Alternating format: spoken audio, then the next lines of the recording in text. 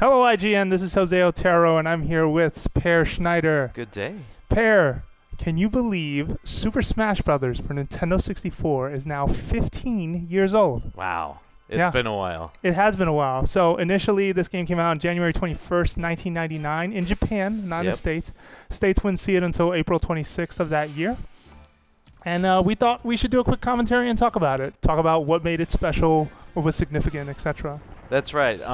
You know, it actually makes me kind of feel old. Does it? Because I reviewed this game for IGN. Did? So yeah. I was here back then. Yeah, and it's really, I mean, it's amazing when you look back now. You know, how the way Nintendo thought about this game before it came out. Link sure looks weird in that. Yeah, he does. He looks way too serious.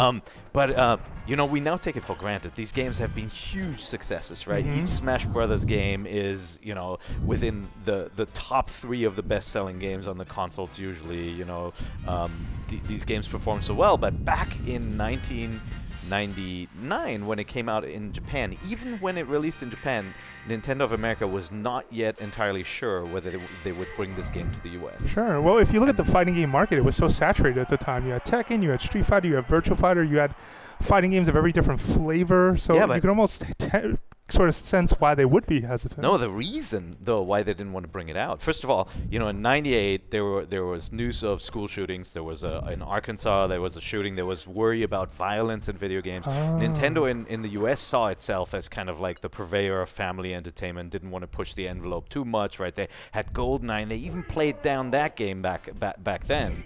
But with Smash Brothers, they were really worried about having you beat up Pikachu with Mario, and they kept on talking about, like, well, you know, it may work in Japan because the arcade fighting scene is so alive. That's in the right, US, it was. We're really worried about pitting our characters together, and they kept on saying that. Okay. And we kept on saying, are you insane? This sounds like the best idea ever, right? It does, yeah. And, you know, we met with, I remember we met with Miyamoto back in November '98.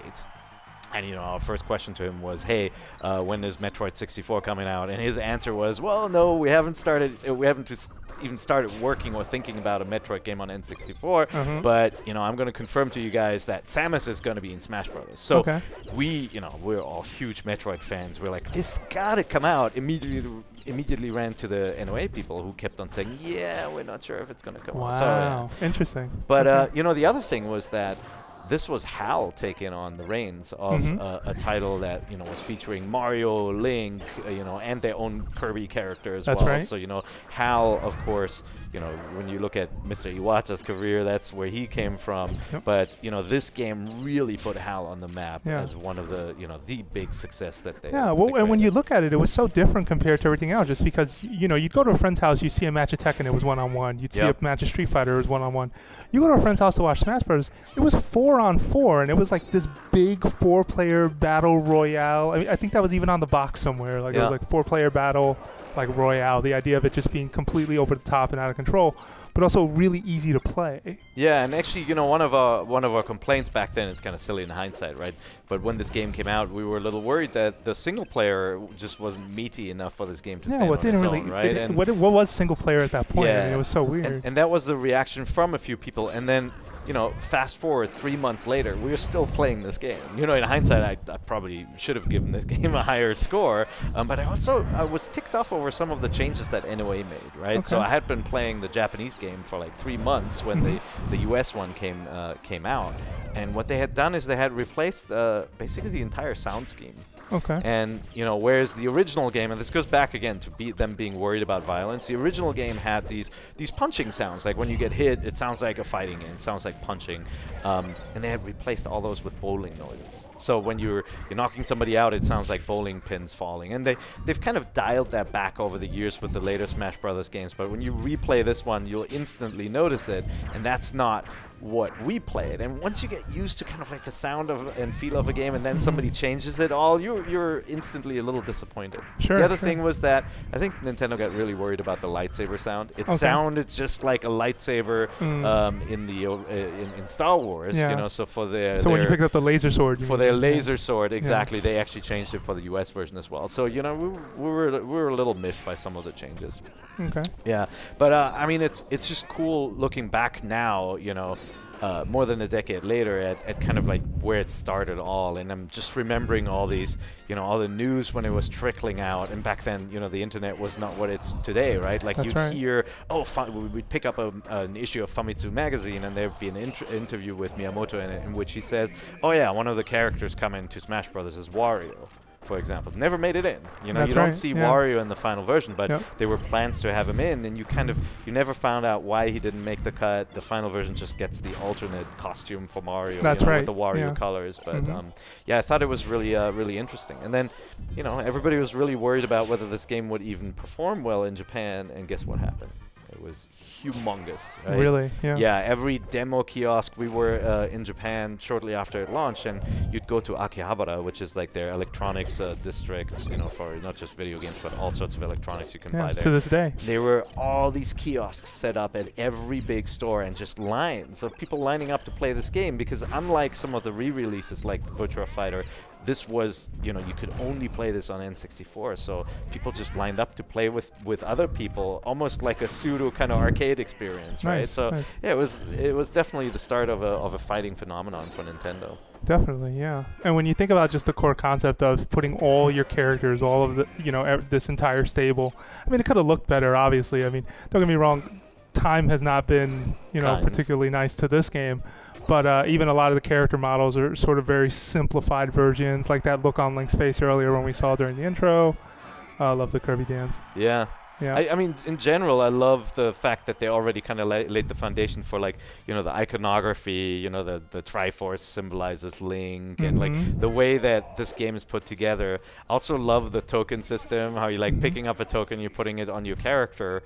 It was just really clever, and a lot of that stuff stuck around till today. And you can see the first 8 characters here unlocked from the start. It didn't have that many characters. It had only another four hidden ones, right? That's plus nine multiplayer stages. Yep, that's right. That's right. We actually, when we first played the game, there was the Kirby stage looked a little different. They were I think they're still in there. If you use a Game Shark, you can find the code in there. But there were 2 different versions of the Kirby stage, the Kirby beta stages, which are still slumbering in the code. But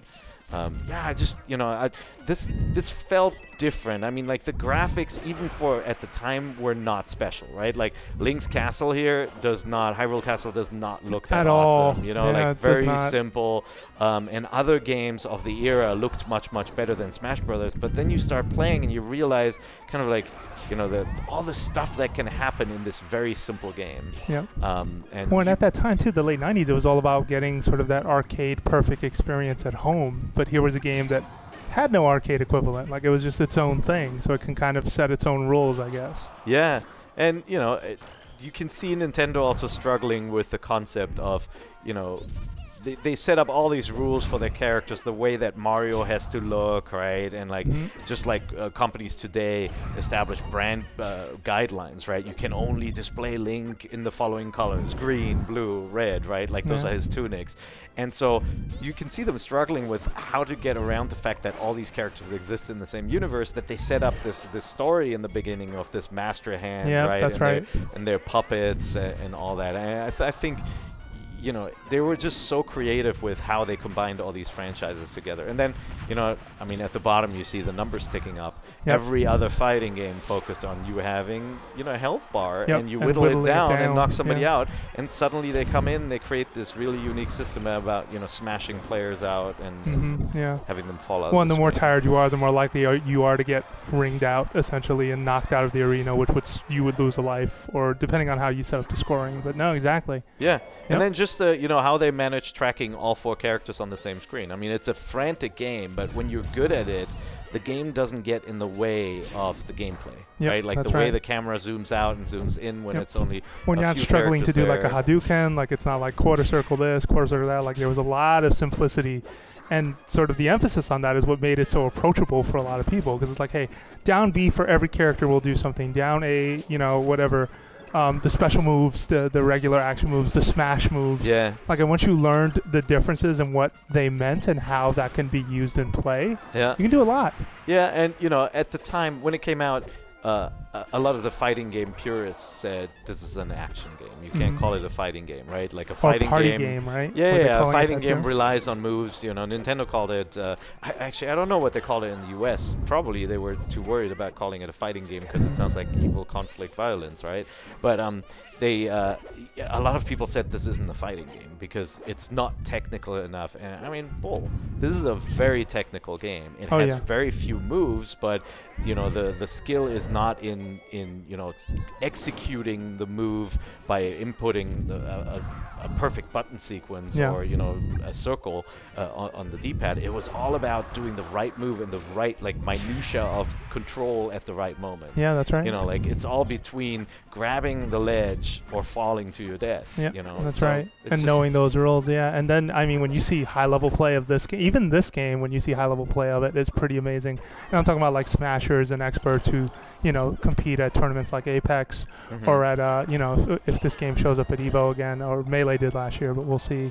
But no, it's definitely something we're talking about. And it's great to, you know, acknowledge, you know, 15 years strong, a new game on the way, you know, both for 3DS and Wii U. So it'll be really interesting to see as the series evolves where it's going to go next. Yeah, and I think now the onus is on Nintendo to prove that they can pull this off with online play, right? You know, lag is an issue with fast-paced games like this one, you know, especially with 4 players on one screen.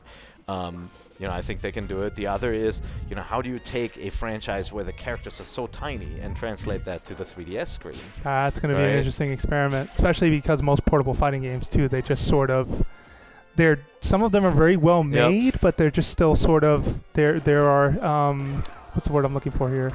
There's certain concessions made in order to make it fit, and it'll be interesting to see how that works out. In the end. And then of course the final thing is, you know, on the Wii, Smash Brothers, obviously a great game, but kind of struggled with the fact that the platform as a whole was trying to go all casual, right, with motion controls, and so suddenly you had a platform where, you know, the controllers that were supposed to sell the game weren't the best way to play. And that's like, right. You know, you plug in the GameCube controller into the original Wii, and that's the game that you remember, and it's the game you love. And so it's good that on the Wii U, you've got the Pro Controller, which is a really good pad, right? It's going to feel awesome with the Pro Controller. Yep. And then you've got just a regular gamepad, which has all the buttons necessary to play this game and do it justice. So it's kind of cool that, you know, they have to figure out how to make it work on the 3DS, a very different platform, but at the same time, it's kind of like a return for form on the Wii U, which I feel like is brilliant for this kind of game. Yep. All right, folks. For more Smash Brothers coverage, not just the N64 version, we're coming up on the future versions real soon. It is 2014. Make sure you keep it right here at IGN.